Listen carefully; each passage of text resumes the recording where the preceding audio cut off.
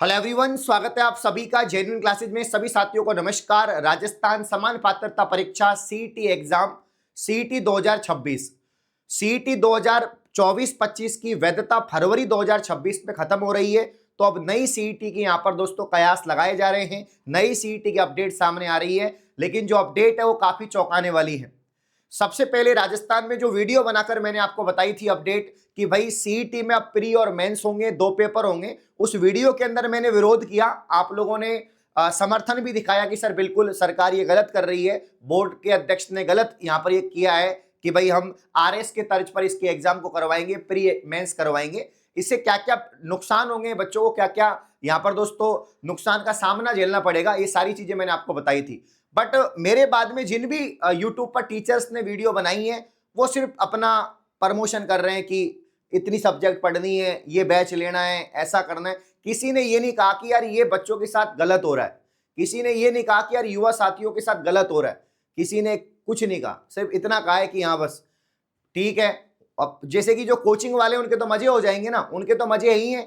पहले सीईटी की एक ही पेपर होता था, अब दो पेपर होंगे तो दोनों के लिए पढ़ाएंगे, और आप दोनों के लिए पढ़ोगे तो कोचिंग वालों के तो मजे ही हैं। लेकिन एक बच्चों के पॉइंट ऑफ व्यू से सोचना चाहिए, एक अभ्यर्थी के पॉइंट ऑफ व्यू से सोचना चाहिए। एक छोटा सा कॉमन एंट्रेंस टेस्ट, एक समान पात्रता परीक्षा, एक एंट्रेंस टेस्ट में भी अगर आप प्री मेंस लगाएंगे तो भाई फिर आप मेन एग्जाम ले लो। ठीक है।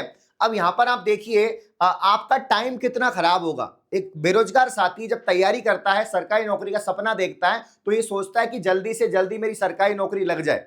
ठीक है ना। वो ये सोचता है कि मैं 6 महीने में ही मेरा एग्जाम भी हो जाए, मेरी सारी प्रक्रियाएं हो जाए और मेरी ज्वाइनिंग भी हो जाए। ठीक है ना। बट यहां पर अपने राजस्थान में ऐसा नहीं है। अपने राजस्थान में नोटिफिकेशन आने में बहुत टाइम लगता है। अब देखो आप लैब असिस्टेंट का नोटिफिकेशन 1 तारीख को आने वाला था, वो अभी तक नहीं आया।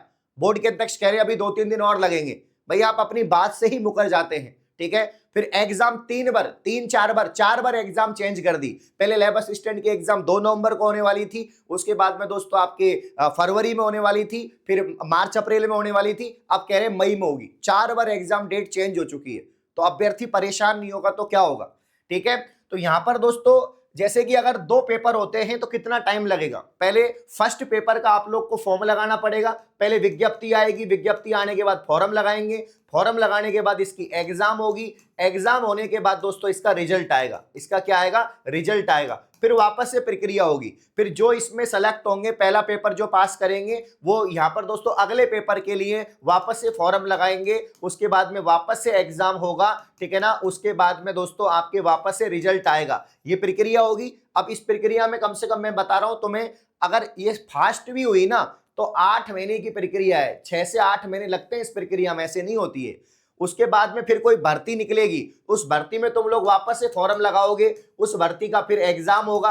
अब जैसे मान लीजिए एलडीसी भर्ती है, मान लीजिए आपने 12वीं का सीईटी प्री दे लिया, मेंस दे लिया, फिर एलडीसी भर्ती आ गई। अब सोचो तुम एक बार 7वें नंबर पर स्टेप फॉर्म, फिर 8वें पर एग्जाम, फिर 9 पर आप लोग क्या देंगे, टाइपिंग टेस्ट। 9 पर टाइपिंग टेस्ट देंगे, फिर आपका डीवी होगा, फिर 10वें नंबर पे आपका डीवी होगा, फिर ज्वाइनिंग।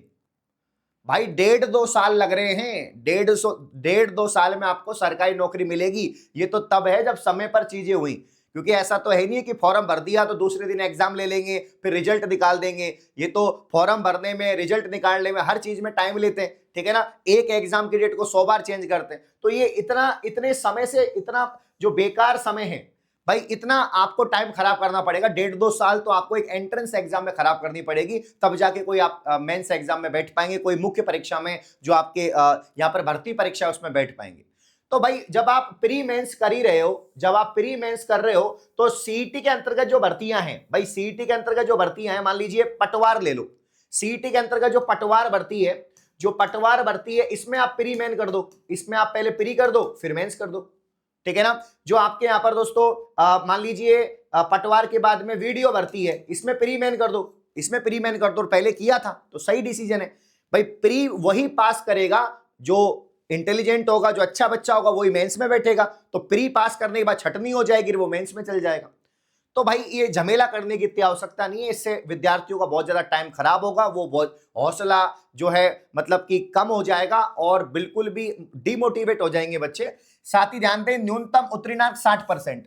जब आप कह रहे हैं कि भाई हम पहले पुराना 40% था तो ज्यादा बच्चे पास हो गए, ठीक है बात है, पास हो गए, अब 60% कर रहे हैं, तो भाई 60% में मैं कह रहा हूं कि 40-50% से ज्यादा बच्चे पास नहीं होंगे। अगर 1 लाख बच्चे हैं तो 60% क्राइटेरिया कर दिया, मैं गारंटी से कह सकता हूं 40,000 से ज्यादा बच्चे पास हो जाए 1 लाख में, मेरा नाम बदल देना। क्योंकि भाई 60% लाना मुश्किल नहीं, नामुमकिन है। 40% में तो क्या होता है, अगर आपकी 10 सब्जेक्ट में से 2-3 सब्जेक्ट भी अच्छी है तो आप ले आते हो, लेकिन 60% लाना मुश्किल है। तो एक तरफ आप प्री मेन भी कर रहे हैं, एक तरफ आप 60% भी कर रहे हैं, तो ये तो सरासर गलत है। हाँ, 3 साल की वैधता जो है वो मेरे को बिल्कुल ठीक आइडिया लगा है कि आप 3 साल की वैधता कर दीजिए। आप 3 साल की वैधता कर सकते हैं, क्योंकि 3 साल की जो वैधता है उससे बच्चों को बार बार सीईटी की एग्जाम नहीं देनी पड़ेगी, हर साल आपको सीईटी की एग्जाम नहीं देनी पड़ेगी। 3 साल तक जो भी भर्ती आएंगी उसके लिए आपका जो है फॉर्म लगा सकते हैं। तो मैं इसका घोर विरोध करता हूं इस प्रक्रिया का। या तो आप मेन एग्जाम में ही, भर्ती एग्जाम में ही प्री मेन करो, या इसके अंदर फिर आप एक ही पेपर करो, 60% क्राइटेरिया करो, ज्यादा बच्चे पास नहीं होंगे, ठीक है ना। हाँ, और फिर भी आपको डर है तो आप पेपर का लेवल ऐसा बनाओ जैसे आरपीएससी बना रहा है।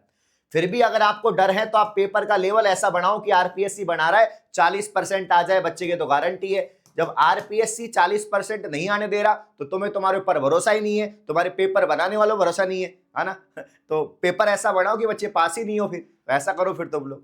तुम ये बोर्ड पे डिपेंड करता है आप कितने बच्चों को पास करना चाहते हैं।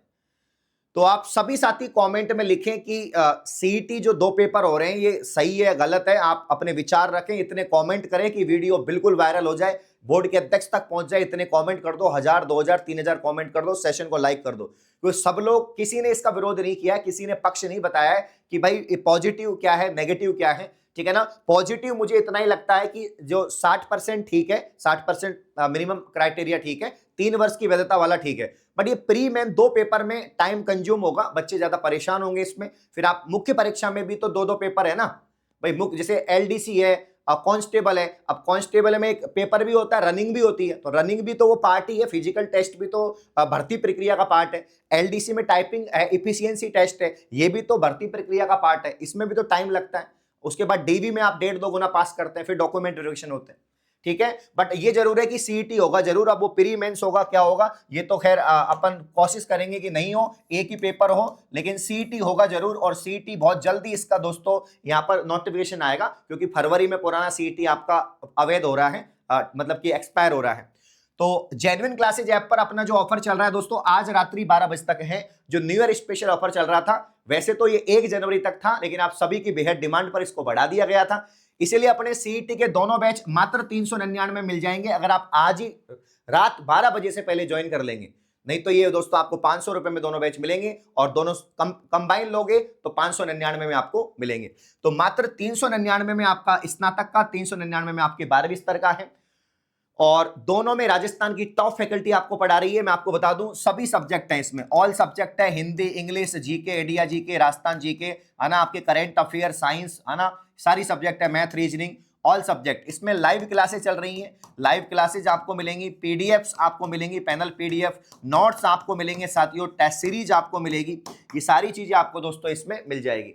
तो जिसने भी जेन्युइन क्लासेज ऐप को प्ले स्टोर से डाउनलोड नहीं किया है, डाउनलोड करें, और आपके जो सीईटी के बैच हैं भाई ज्वाइन कर लो, क्योंकि जितना जल्दी कर लोगे तैयारी उतनी अच्छी होगी। क्योंकि सरकार के मनसा कुछ अलग है, तो अपन को तैयारी करनी है, अपन को मेहनत करनी है, सारी सब्जेक्ट पढ़नी है। जनवरी महीना शुरू हो चुका है, फरवरी तक मतलब एक 10-15 दिन में इसका कुछ क्लियर हो जाएगा। होते ही दोस्तों फॉरम स्टार्ट हो जाएंगे, तो ज्यादा टाइम नहीं मिलेगा। इसलिए आप लोग बैच को ज्वाइन करके तैयारी शुरू कर दो, ठीक है ना। हाँ, टेस्ट सीरीज वगैरह सब कुछ इसमें है, लाइव क्लासेस चल रही हैं, जीके में आपको पढ़ा रहा हूँ, बाकी फैकल्टी पढ़ा रही है ना। इसके अलावा हिंदी की क्लास लाइव है, इंग्लिश की लाइव है, ये सभी क्लासेज आपको मिल जाएंगी। तो भाई आपके विचार क्या हैं सीईटी को लेकर, आप कमेंट करके बताएं। इस प्रकार की और वीडियो पाने के लिए आप चैनल को सब्सक्राइब करें। धन्यवाद, शुक्रिया।